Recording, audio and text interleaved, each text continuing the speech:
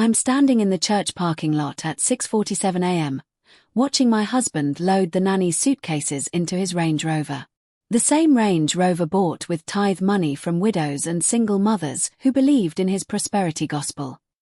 The same nanny who's been living in our guest house for 8 months, caring for our 3 children while I managed his ministry empire. The humiliation isn't the affair itself. It's that Sister Patricia from the prayer circle is recording this moment from her minivan, probably already composing the group text that will reach every woman in our congregation before I finish my morning coffee. My name is Dana Guth, and for 12 years, I've been the perfect pastor's wife. Silent. Supportive. Sanctified. But what you're about to hear isn't a story about a woman destroyed by betrayal. It's about how I turned my husband's empire to ash while keeping my hands completely clean. What would you do if the man leading a megachurch cheated with the nanny while preaching purity every Sunday? Here's a hint.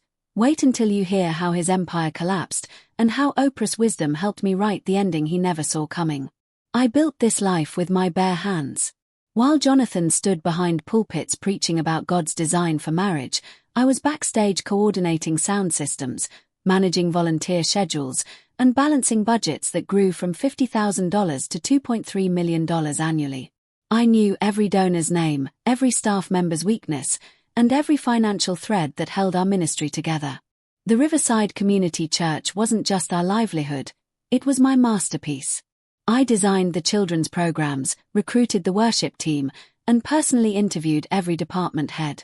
When Jonathan delivered his sermons about faithful wives and godly submission, the congregation saw me in the front row, nodding with practiced serenity. What they didn't see was the spreadsheet on my phone, tracking every expense, every donation, every suspicious transaction that made my accountant's instincts twitch. The whispers started 3 months ago. Not about the money, that would come later. About Jonathan's sudden interest in mentoring our live-in nanny, Sophia. 22 years old, blonde, with the kind of innocent beauty that made church mothers clutch their pearls and their husbands. I first noticed it during our Wednesday night Bible study. Jonathan spent 45 minutes explaining why modern women needed to embrace biblical submission, while his eyes followed Sophia as she collected hymnals. The irony would have been comedic if it weren't so pathetically predictable.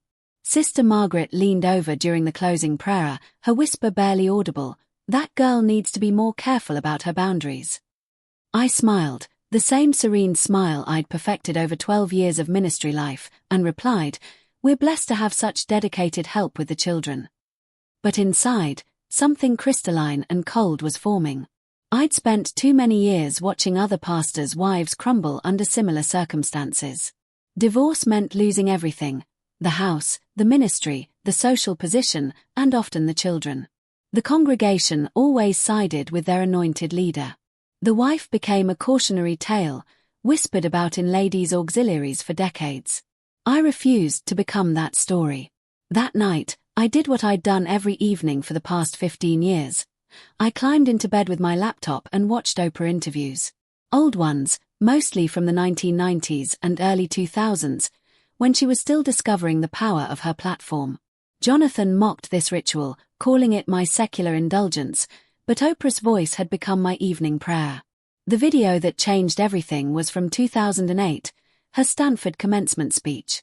I'd watched it dozens of times, but that night, as Jonathan's cologne lingered on Sophia's jacket downstairs, Oprah's words hit differently. The best revenge isn't rage. It's living so well that their betrayal becomes irrelevant to your joy. I paused the video, replaying that line until it became my heartbeat. Rage was what Jonathan expected. Tears, accusations, and threats were the tools of women who had no other options. But I wasn't those women. I was Dana Guth, and I had spent 12 years learning every weakness in his armor. The financial irregularities started small. A $500 withdrawal labeled ministry supplies that coincided with Sophia's new designer purse. A $2,000 pastoral development conference in Miami that I somehow wasn't invited to attend. Jonathan had always managed the church finances with an iron fist, but as his wife and the unofficial operations manager, I had access to everything. What I discovered made my blood freeze. Over the past 18 months, $180,000 in church funds had been redirected through a series of shell accounts. Money donated by families stretching their budgets to support God's work was funding Jonathan's increasingly expensive lifestyle. The Miami conference was real, but he'd upgraded to the penthouse suite and charged massages, room service, and designer clothes to the church account. But the most damaging discovery was a real estate purchase I'd never heard of. A beachfront condo in Virginia Beach, bought 6 months ago for $340,000. The down payment came directly from our building fund, money designated for expanding our children's ministry. Jonathan wasn't just cheating. He was stealing from God's people, using their sacrificial giving to fund his midlife crisis. I photographed every document, every bank statement, every receipt. My hands remained steady as I compiled evidence that would destroy the man I'd loved, supported, and protected for over a decade. But this wasn't about love anymore. This was about justice. Sunday morning came with its usual choreographed perfection. I sat in my designated front row seat, wearing the navy dress with pearl earrings that photographed well for social media. Jonathan's sermon was titled Purity of Heart, and the irony was so thick I could taste it. But something had shifted in the congregation's energy. The women's glances lingered too long on Sophia, who sat 3 rows behind me with our children. Conversations paused when I walked by, resuming in hushed tones after I passed. The men avoided eye contact entirely, their discomfort palpable. After the service, Sister Williams approached with the kind of calculated sympathy that made my skin crawl. "Dana, honey, we're praying for your family. If you ever need to talk."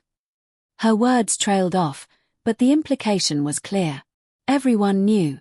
Everyone was watching. Everyone was waiting to see how the pastor's wife would handle her public humiliation. I thanked her graciously, maintaining the composure that had become my trademark.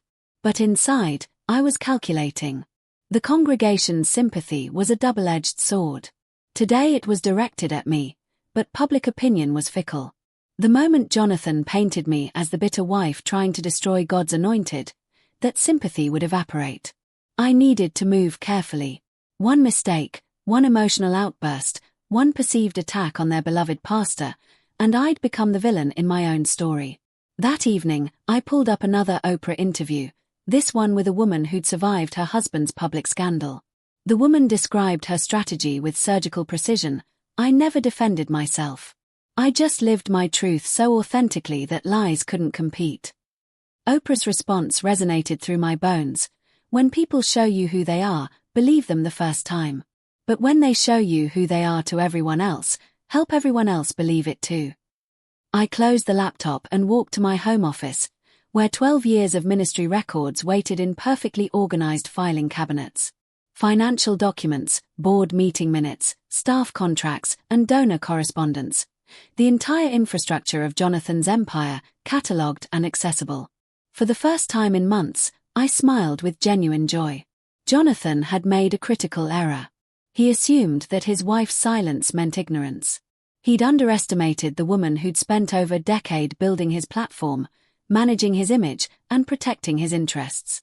Now I would use every skill I'd developed, every relationship I'd cultivated, and every system I'd created to methodically dismantle the empire we'd built together. Hit like if you've ever seen someone act holier than thou while hiding the dirtiest secrets. My advantage was invisibility. For 12 years, I'd been the competent wife working behind the scenes, never quite important enough to threaten anyone, never quite powerless enough to ignore. Staff members confided in me about budget concerns, donors shared their frustrations about church direction, and board members vented their suspicions about Jonathan's increasingly erratic behavior. I became a collector of whispers, a repository for complaints that people couldn't voice directly. And slowly, methodically, I began connecting dots that painted a picture far darker than simple adultery. The first breakthrough came from Sarah, our bookkeeper. Over coffee at her kitchen table, she confided her growing anxiety about irregular transfers and unexplained expenses. Sarah was 62, a widow who'd managed church finances for 3 decades across 4 different congregations. She knew impropriety when she saw it. "Dana, I've been wanting to talk to someone about this for months, but Jonathan gets so defensive when I ask questions." There are transactions I can't account for, and some of these donor gifts aren't being processed properly. I listened with the sympathetic attention of a pastor's wife, occasionally nodding, never pushing too hard. Sarah trusted me because I'd never betrayed a confidence, never used information as a weapon. That reputation was about to become my most valuable asset. The second breakthrough came from Robert, our facilities manager. His complaint was seemingly minor. Jonathan had requested keys to the church building be issued to ministry personnel without specifying who. When Robert asked for clarification, Jonathan exploded with righteous indignation about questioning pastoral authority. "It's not like him, Dana. Pastor Jonathan used to discuss everything with the leadership team. Now he makes unilateral decisions and acts like we're attacking his ministry if we ask basic questions." But the most damaging revelation came from Lisa, our administrative assistant. Lisa processed Jonathan's calendar, travel arrangements, and expense reports. She'd been growing increasingly uncomfortable with what she was seeing. "Dana, I need to tell someone about this before it goes too far. Pastor Jonathan has been listing personal expenses as ministry costs. The Miami trip. He charged a couple's massage to the conference budget. And that new watch he's wearing? That was purchased as pastoral development materials." Each conversation gave me another piece of the puzzle, another thread to pull. But more importantly, each conversation revealed that Jonathan's support system was fracturing. The people closest to his day-to-day operations were losing faith in his integrity. The monthly board meeting was scheduled for the third Tuesday of every month, held in the church conference room with its imposing mahogany table and portraits of past pastors. I'd attended these meetings as secretary for 8 years, taking minutes that documented every major decision affecting our ministry. This month's meeting crackled with tension from the moment I walked in. Board Chairman Davis avoided eye contact as he reviewed the agenda. Treasurer Thompson shuffled through financial reports with obvious discomfort. Even Deacon Williams, Jonathan's most loyal supporter, seemed subdued. Jonathan opened with his usual pastoral prayer, his voice carrying that familiar cadence of divine authority. But when he reached the financial report, something shifted. Thompson cleared his throat, a nervous habit I'd noticed developing over the past 3 months. "Pastor, we need to discuss some discrepancies in the quarterly review. There are several large expenditures that aren't properly documented, and some fund transfers that don't align with our approved budget." Jonathan's response was swift and predictable. He questioned Thompson's spiritual discernment, suggested that financial anxiety was a sign of weak faith, and reminded the board that God's anointed leaders shouldn't be subjected to worldly suspicions. But this time, the room didn't respond with the usual murmurs of agreement. Davis leaned forward, his expression troubled. "Pastor Jonathan, this isn't about faith. This is about stewardship. Our donors trust us to manage their gifts responsibly." I continued taking notes, my handwriting steady and precise, documenting every word of what would become Jonathan's first major crack in credibility. His defensive reaction to legitimate financial questions revealed guilt to everyone present. Instead of providing transparency, he'd chosen offense as his defense strategy. The meeting ended with uncomfortable handshakes and promises to pray about unresolved issues. As the board members filed out, I noticed their whispered conversations in the parking lot. Jonathan's authority was no longer absolute. Word travels fast in a congregation of 800 families, especially when that word involves their spiritual leader and their sacrificial giving. By the following Sunday, attendance was noticeably down. Families who'd occupied the same pews for years were conspicuously absent. The offering baskets that usually overflowed with envelopes and cash looked sparse. But Jonathan doubled down. His sermon that morning was titled "Standing Against the Attacks of Satan," and he positioned every question about his leadership as spiritual warfare against God's chosen vessel. He preached with the passion of a man fighting for his life, which, in many ways, he was. "The enemy will use those closest to you to plant seeds of doubt about God's plan for your life," he declared from the pulpit, his eyes scanning the congregation with practiced intensity. "But I stand before you today, washed in the blood and anointed for this season, regardless of what the devil whispers in your ear." The congregation responded with scattered amens, but the energy was different. Weaker. less certain. Several families left during the invitation, their footsteps echoing in the sanctuary like small rebellions. After the service, the usual crowd that surrounded Jonathan for prayer and conversation was significantly smaller. People approached me instead, their concern focusing on my well-being rather than his ministry. The shift was subtle but unmistakable. The congregation's loyalty was fracturing.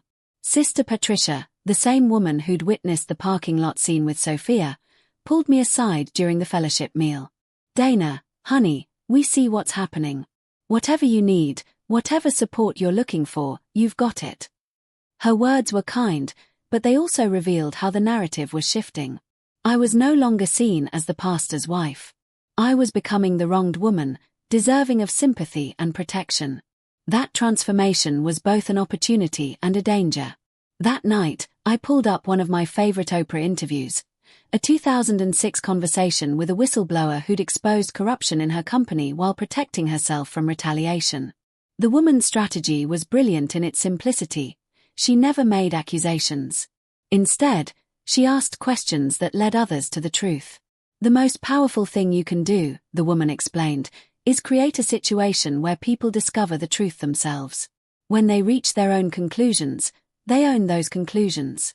They can't be talked out of what they've personally uncovered." Oprah's response was trademark wisdom. Truth doesn't need defending. It just needs revealing. And the best way to reveal truth is to create space for it to breathe. I rewound that segment 3 times, letting the strategy crystallize in my mind. I didn't need to destroy Jonathan.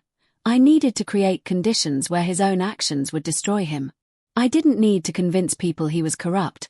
I needed to help them see the evidence and reach their own conclusions. The plan was elegant in its restraint. I would become the concerned wife, asking innocent questions about our ministry's direction.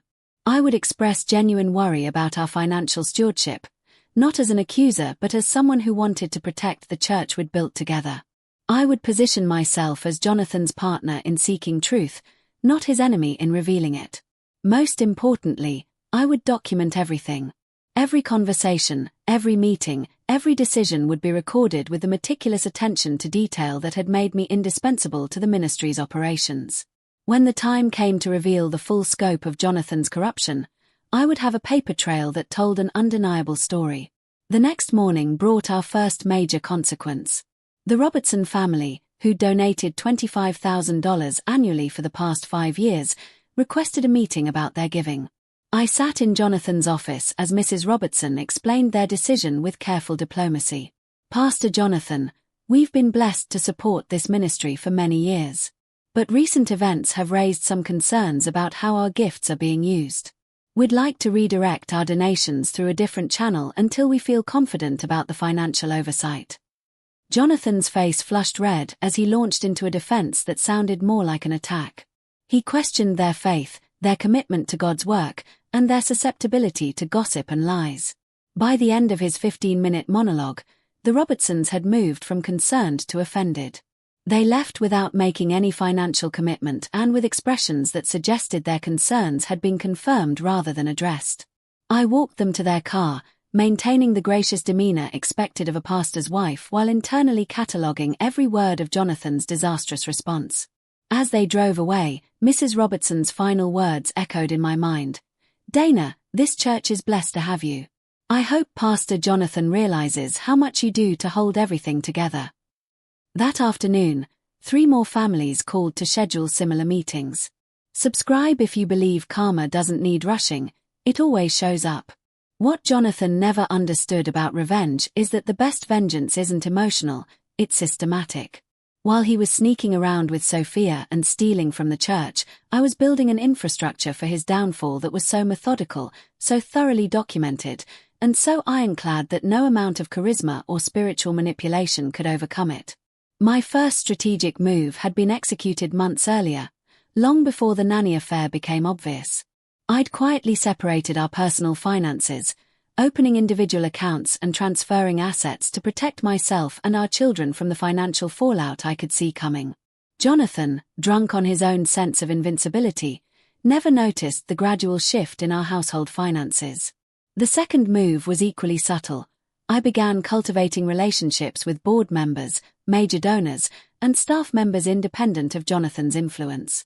Coffee dates with board wives, lunch meetings with ministry leaders, casual conversations with long-term volunteers, all positioned as my desire to better serve the church, but actually building a network of allies who saw me as distinct from my husband's increasingly erratic leadership. The third move was the most crucial. I started keeping detailed records of every suspicious transaction, every questionable decision, and every instance of Jonathan's deteriorating judgment. My background in accounting made this natural, but my motivation made it relentless. By the time Sophia moved into our guest house, I had 18 months of evidence documenting Jonathan's transformation from faithful pastor to corrupt opportunist.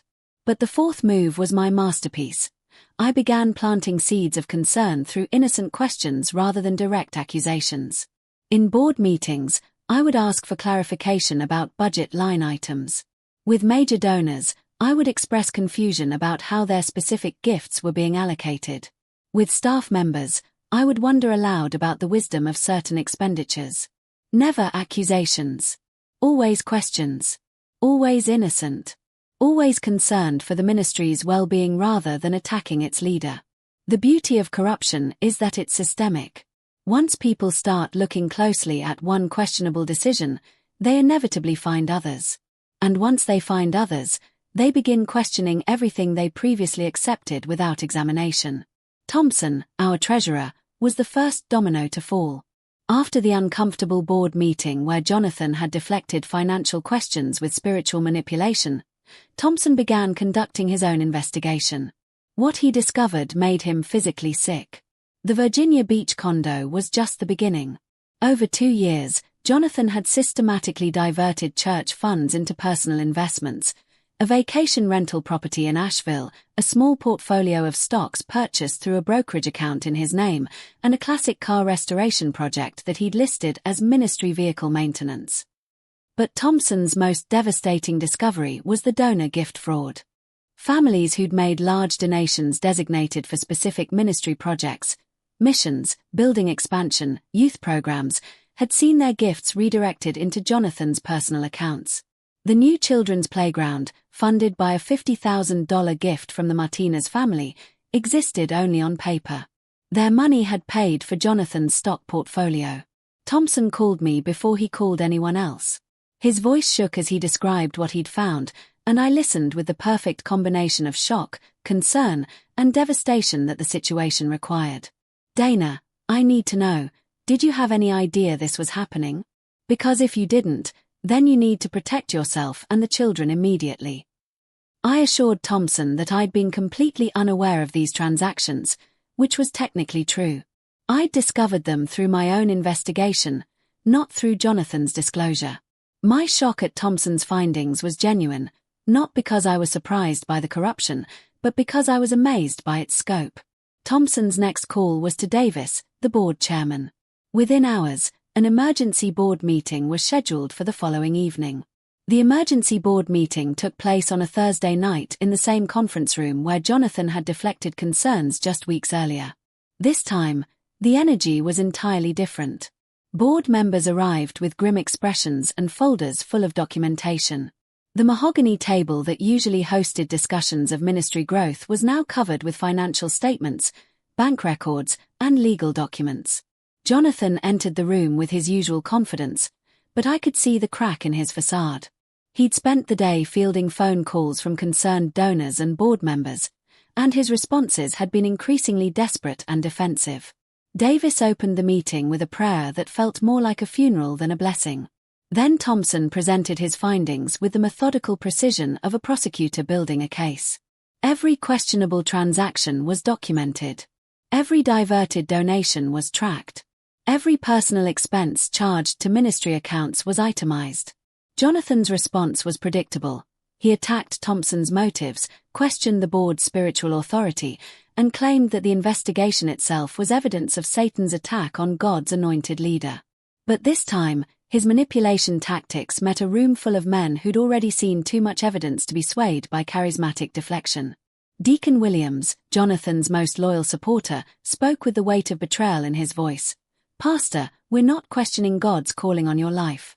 We're questioning your stewardship of His resources. These documents show a pattern of financial misconduct that we can't ignore. The meeting lasted 3 hours. By the end, Jonathan had been suspended from pastoral duties pending a full financial audit and investigation. The board voted unanimously to freeze all church accounts pending the audit's completion and to hire an independent accounting firm to review 2 years of financial records. I sat through the entire meeting, taking detailed minutes as I'd done for 8 years, my handwriting steady and professional even as I documented my husband's professional execution. When asked direct questions about my knowledge of the financial irregularities, I answered honestly. I'd noticed some concerning patterns and had planned to discuss them privately with Jonathan before bringing them to the board's attention. My concern for the church's well-being, combined with my obvious shock at the full scope of the corruption, positioned me as another victim of Jonathan's deception rather than an accomplice. The board members' protective instincts kicked in. I wasn't the problem to be solved, I was the faithful wife who'd been betrayed along with the congregation. News of Jonathan's suspension spread through the congregation faster than wildfire. By Sunday morning, the parking lot buzzed with whispered conversations, shocked expressions, and small groups of people comparing notes about their own suspicions and concerns. Jonathan, banned from the pulpit but not from the property, stood in the foyer greeting parishioners with desperate enthusiasm. His attempts to maintain normalcy were heartbreaking to watch, like a man trying to hold water in his cupped hands while it leaked between his fingers. Associate Pastor Williams delivered the Sunday sermon, reading from Proverbs 11 verse 3, "The integrity of the upright guides them, but the crookedness of the treacherous destroys them." The irony was lost on no one. Attendance was down by nearly half. The families who did attend were obviously conflicted, their loyalty to the church battling with their disappointment in its leadership. The offering was sparse, with many people choosing to withhold their gifts until the financial situation was resolved. But the most damaging moment came during the fellowship meal after the service.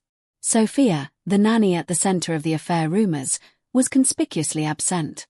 When someone asked about her whereabouts, Jonathan's stammered response confirmed what everyone already suspected. She was no longer living in our home or working for our family. The congregation's murmurs were audible. If the financial corruption wasn't enough to destroy Jonathan's credibility, the implied confirmation of his adultery sealed his fate. You could hear the shift in the room, scattered conversations becoming a unified understanding that their pastor had fallen beyond redemption. That evening, I replayed one of my favorite Oprah segments, her 2009 interview with a woman who'd rebuilt her life after her husband's public scandal. The woman's advice had become my blueprint. The mistake most women make is trying to save the man who destroyed their life. But what I learned is that sometimes the most loving thing you can do is let someone face the full consequences of their choices. That's the only way they can truly change, and it's the only way you can truly heal. Oprah's response had lodged in my heart months ago. Forgiveness doesn't mean rescuing someone from their consequences. Sometimes forgiveness means stepping back and letting justice do its work. I'd been following this strategy without fully realizing it. Instead of defending Jonathan, making excuses for his behavior, or trying to minimize the damage to his reputation, I'd simply stepped back and let the truth speak for itself. The congregation didn't turn against him because I attacked him.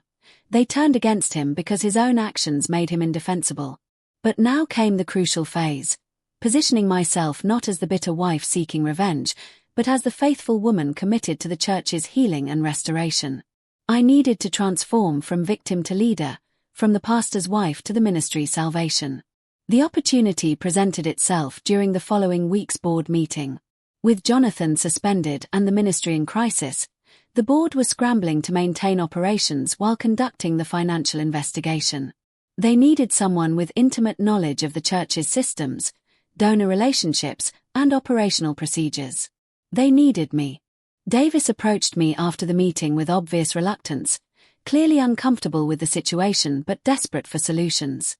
"Dana, we realize this puts you in an impossible position, but we need someone who understands how this ministry operates. Would you consider serving as interim operations director while we work through this crisis? The position would give me access to everything: financial records, donor communications, staff management, and strategic planning. More importantly, It would position me as the church's stabilizing force, the leader guiding them through their darkest hour rather than the victim destroyed by her husband's failures. I accepted the role with appropriate reluctance, expressing concern about potential conflicts of interest while emphasizing my commitment to the church's mission and the congregation's well-being. The board was visibly relieved to have someone competent taking charge of day-to-day operations. Within days, I was implementing changes that I'd been planning for months. Financial transparency protocols that required board approval for all expenditures over $500. Donor communication systems that provided detailed reporting on how gifts were used. Staff accountability measures that prevented any single person from having unchecked access to church resources. But my most strategic move was launching a restoration fund to compensate donors whose gifts had been misappropriated. I worked with Thompson to identify every misallocated donation and develop a plan to make full restitution. The message was clear: under my leadership, the church would take full responsibility for the damage caused by Jonathan's corruption and work tirelessly to restore trust. Jonathan's desperation reached its peak when he realized that his suspension was becoming permanent and his wife was emerging as the ministry's savior. His response was predictably narcissistic. If he couldn't be the hero, he would try to make me the villain. He began calling board members, major donors, and longtime parishioners with a revised version of events that painted me as the mastermind behind his downfall. According to Jonathan's new narrative, I was a controlling wife who'd manipulated the finances to make him look guilty, planted evidence to destroy his reputation, and orchestrated his suspension to seize power for myself. The campaign might have worked if it had come from anyone else. But by this time, the board had completed enough of their financial investigation to know that the corruption was real, extensive, and entirely attributable to Jonathan's actions. His attempt to blame me only reinforced their belief that he was incapable of taking responsibility for his choices. More damaging to Jonathan's credibility was the timeline of his accusations. If I was truly the mastermind he now claimed I was, why hadn't he mentioned my supposed manipulation during the months of board meetings where he defended his financial decisions? Why had he never raised concerns about my access to church accounts during our 12 years of marriage? His desperate attempt to destroy my reputation ended up strengthening it. Board members who might have harbored some lingering sympathy for Jonathan were disgusted by his willingness to sacrifice his wife to save himself. Donors who'd respected our partnership saw his accusations as the final evidence of his moral bankruptcy. Is this brilliance or revenge? Drop it below. I'm curious where you stand. The showdown I'd been building toward for 6 months finally came during what would be Jonathan's last board meeting as senior pastor of Riverside Community Church.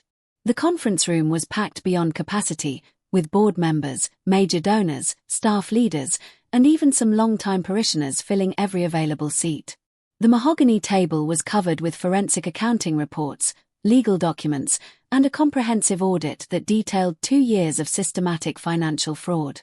I entered the room as interim operations director, carrying a leather portfolio that contained what I privately called Jonathan's obituary, a complete documentation of his corruption, compiled with the methodical precision that had made me indispensable to the ministry's success. But I wasn't there as his accuser. I was there as the church's advocate, presenting facts that would allow the board to make the decision I'd been orchestrating for months.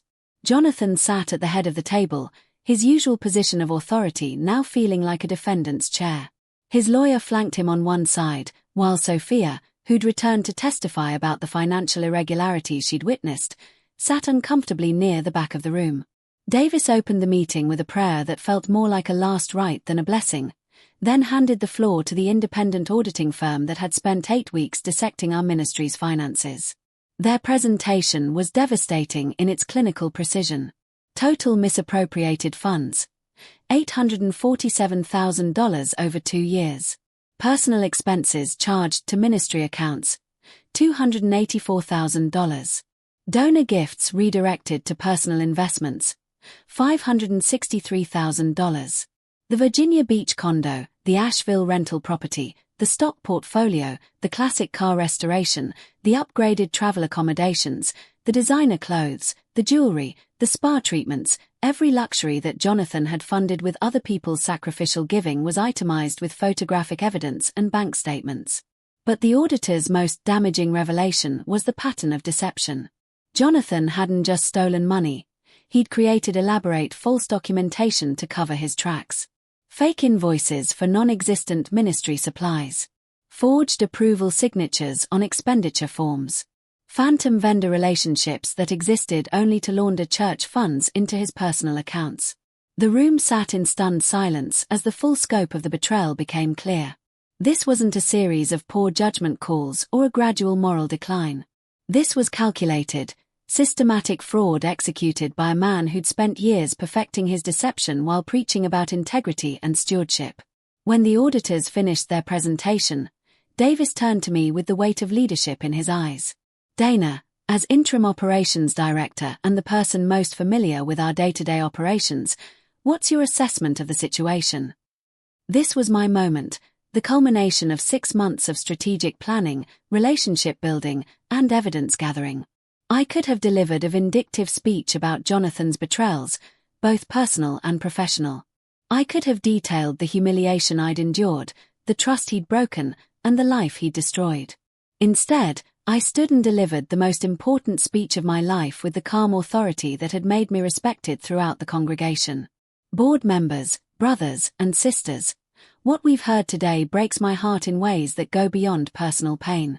As someone who's given 12 years of her life to building this ministry, I'm devastated by the betrayal of trust that these findings represent. I paused, letting my words settle in the silent room, then continued with increasing strength. But I want you to know that my primary concern isn't my personal situation. It's the future of this church and the people who've sacrificed to support God's work in this community. We have a choice to make tonight. We can focus on the destruction that's been caused, or we can focus on the restoration that's still possible. I opened my portfolio and withdrew a comprehensive proposal I'd been developing for weeks. I'm presenting tonight a complete reformation plan that addresses every weakness in our financial oversight, establishes new accountability measures, and creates a pathway for this ministry to regain the trust we've lost. But more than that, I'm proposing a new model of leadership that prioritizes transparency, shared authority, and genuine servant leadership over the celebrity pastor model that enabled this corruption. The plan was 40 pages of detailed policy recommendations, structural reforms, and implementation strategies. Every suggestion was backed by research into best practices from other ministries that had survived similar crises. Every proposal included specific accountability measures designed to prevent future abuse of power. But the most radical element of my plan was the leadership structure itself.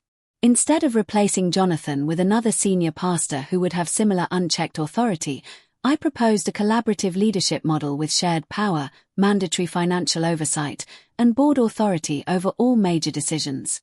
The room buzzed with whispered conversations as board members reviewed my proposal. The thoroughness of the document, combined with the strategic thinking it demonstrated, made it clear that I hadn't just been responding to Jonathan's corruption.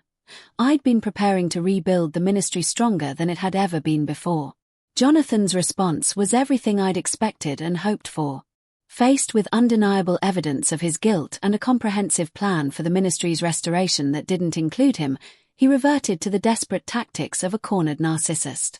He stood with the righteous indignation that had intimidated board members for years, his voice carrying the familiar cadence of divine authority even as his credibility lay in ruins around him. "This is exactly what I warned you about, the enemy using those closest to you to destroy God's work. My own wife has been turned against me by Satan himself, and now she's trying to steal the ministry that God built through my hands." But this time, his manipulation fell on deaf ears. The room full of people who'd witnessed his corruption, heard the auditor's findings, and reviewed my restoration plan weren't swayed by spiritual theatrics. If anything, his attempt to blame me for his own crimes while positioning himself as God's victim only reinforced their decision. Davis interrupted Jonathan's increasingly frantic monologue with quiet authority. "Pastor Jonathan, the evidence speaks for itself. This board has a fiduciary responsibility to our congregation and our God to ensure that this ministry operates with integrity. Based on what we've learned tonight, we have no choice but to terminate your employment and remove you from all leadership positions effective immediately." The vote was unanimous. Not just a majority, not just a strong consensus, unanimous. Every board member, including Deacon Williams, who'd supported Jonathan through months of controversy, voted to end his pastoral career at Riverside Community Church. But the most stunning moment came when Davis asked for nominations for interim senior leadership while the church searched for permanent pastoral staff. Before I could object or express appropriate reluctance, 3 different board members nominated me for the position. The woman who'd entered this room as the disgraced pastor's wife was being offered the opportunity to lead the ministry she'd helped build for over a decade. What happened next defied every expectation I'd harbored about this community's willingness to embrace change. The board didn't just approve my interim leadership appointment, they embraced the collaborative model I'd proposed with enthusiasm that surprised even me. Within 2 weeks, we'd implemented the new financial oversight protocols. Every expenditure required dual approval. Every donor gift was tracked through transparent reporting systems. Every staff member signed updated accountability agreements that prevented the concentration of power in any single position. But more importantly, the congregation responded to the new leadership structure with energy and commitment that had been missing for months. Attendance stabilized as families returned, confident that their church was being managed with integrity. Giving increased as donors saw detailed reports on exactly how their contributions were being used. Volunteer participation exploded as people felt empowered to contribute meaningfully to ministry operations. The restoration fund I'd established to compensate defrauded donors became a symbol of the church's commitment to making things right. Within 6 months, we'd repaid every misallocated dollar, funded every delayed project, and established a financial reserve that gave the congregation confidence in our fiscal responsibility. Jonathan's expensive lifestyle additions, the beach condo, the rental property, the luxury car, the investment portfolio, were liquidated through court proceedings, with every dollar returned to the church's general fund. His attempts to hide assets through shell companies were methodically unraveled by forensic accountants who treated his deception as a puzzle to be solved rather than a crime to be ignored. The divorce proceedings were surprisingly straightforward. With documented evidence of adultery, financial fraud, and abandonment of family responsibilities, Jonathan had no leverage to contest custody arrangements or asset distribution. His legal team's attempts to portray him as the victim of a vindictive wife were undermined by the same evidence that had destroyed his ministerial career. I retained custody of our 3 children, who adjusted to their father's absence with resilience that both impressed and saddened me. They'd witnessed enough of his increasingly erratic behavior to understand that his departure brought stability rather than loss to our household. The financial settlement awarded me the family home, primary custody, and substantial spousal support funded by the liquidation of Jonathan's fraudulently acquired assets. His attempts to hide money in offshore accounts only added criminal charges to his civil penalties, ensuring that his consequences extended far beyond professional embarrassment. But the most satisfying element of the divorce wasn't financial, it was custody. The man who'd preached about godly fatherhood while stealing from his children's future was awarded supervised visitation rights that he rarely exercised. His new life with Sophia, funded by someone else's sacrificial giving, apparently left little room for parental responsibilities. 6 months after that devastating board meeting, I found myself exactly where Oprah's wisdom had been guiding me all along. Not destroyed by betrayal, but strengthened by the process of overcoming it. Not bitter about the past, but energized by the future I was building. The evening of our first anniversary as a reformed ministry, I sat in my home office, the same room where I'd planned Jonathan's downfall, watching one of my favorite Oprah interviews. This time, her words felt like a celebration rather than a strategy session. The best revenge isn't getting even, it's living so well that their betrayal becomes irrelevant to your joy. I'd achieved something beyond revenge. I'd transformed a devastating personal crisis into an opportunity for institutional reform. I'd taken the ministry that Jonathan had nearly destroyed and rebuilt it stronger, healthier, and more effective than it had ever been under his leadership. The congregation that had once pitted me as the pastor's betrayed wife now looked to me as their spiritual leader. The board members who'd once deferred to Jonathan's authority now valued my collaborative approach to decision-making. The donors who'd once given out of obligation to support God's anointed now gave enthusiastically to support transparent, accountable ministry. 1 year later, Riverside Community Church was unrecognizable from the institution Jonathan had nearly destroyed. Our attendance had grown by 30%, filled with families drawn to our commitment to financial transparency and shared leadership. Our giving had increased by 50%, fueled by detailed reporting that showed donors exactly how their gifts were being used for kingdom work. But the changes ran deeper than numbers. The culture of fear and manipulation that had characterized Jonathan's leadership had been replaced by an environment of mutual respect and genuine collaboration. Staff members felt empowered to voice concerns and contribute ideas. Board members took active roles in ministry oversight rather than rubber-stamping pastoral decisions.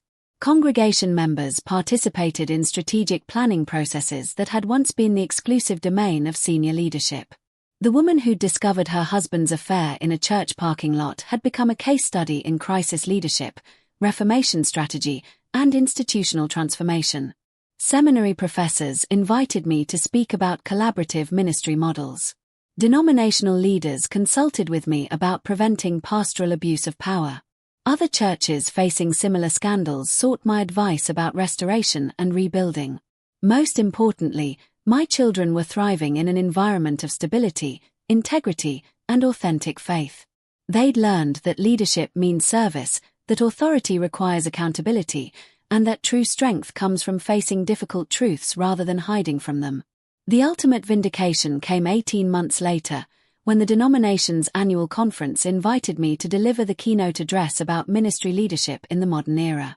Standing behind the same type of pulpit where Jonathan had once manipulated congregations with false spirituality, I addressed 800 pastors, ministry leaders, and church board members about the importance of transparency, accountability, and servant leadership. My speech title was borrowed directly from Oprah's wisdom, Turning Wounds into Wisdom, How Crisis Becomes Catalyst for Institutional Transformation. I shared our story, not as a victim seeking sympathy, but as a leader offering practical solutions to systemic problems that plague too many ministries. The response was overwhelming: standing ovation, requests for consultation services, and invitations to speak at churches throughout the region. But the most meaningful moment came during the question and answer session, when a young pastor's wife asked how I'd found the strength to rebuild rather than simply walk away. My answer came from 2 years of hard-earned wisdom: betrayal can either define you or refine you. The choice isn't made in the moment of discovery, it's made in the months and years that follow, when you decide whether to let someone else's failures determine your future or to use their destruction as raw material for something better. The audience was silent as I continued. My husband's corruption nearly destroyed a ministry that served hundreds of families and supported dozens of community outreach programs. I could have let it die with his reputation, or I could have fought to save what was worth preserving while discarding what was toxic. I chose to fight, not for revenge, but for restoration. 3 years after Jonathan's downfall, Riverside Community Church had become a model for healthy ministry leadership throughout our region. The collaborative structure I'd implemented was being replicated by churches seeking to prevent the concentration of power that enables pastoral abuse. The financial transparency protocols we'd developed were being adapted by ministries wanting to rebuild donor trust.